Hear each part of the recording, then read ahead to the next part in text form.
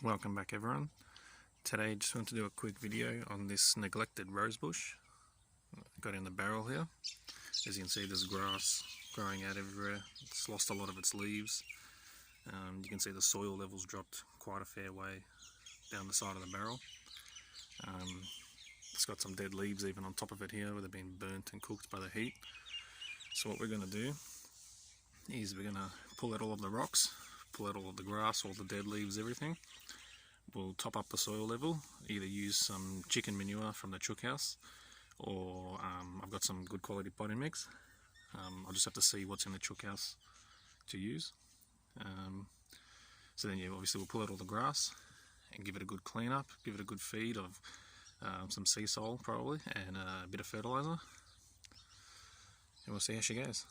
But we'll get started now. So I'll rip out all of this grass, I'll take out all the rocks, all these dead leaves, and we'll go from there.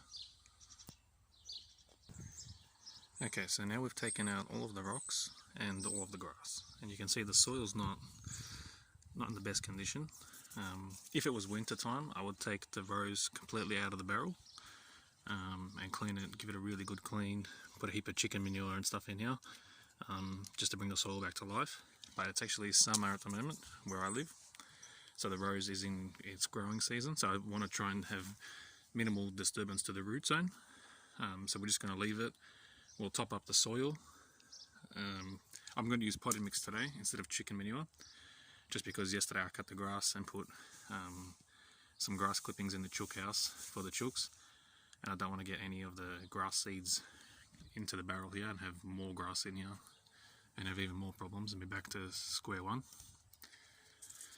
So I'm going to go ahead now and take off all of these burnt and dead dried out leaves, any dead wood that's on the plant, just to stop it from spreading, and then we'll go from there.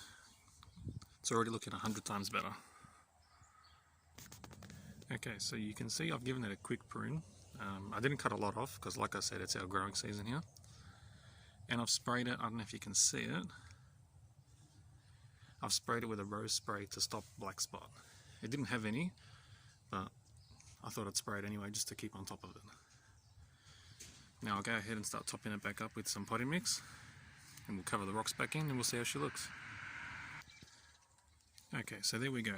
I've put the potting mix in. You can see I've built it right up close along the edge. By the time the rocks go in, it'll be pretty high. But I'm not sure if the camera doesn't really pick it up, but you can see I've kept the soil away from the trunk of the rose.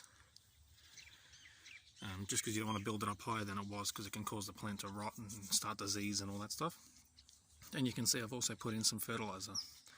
Now the potting mix had fertiliser in it, a slow release one, but I've put this one in. It's a separate one, specialised for roses. So I thought I'd put it in and see how it goes.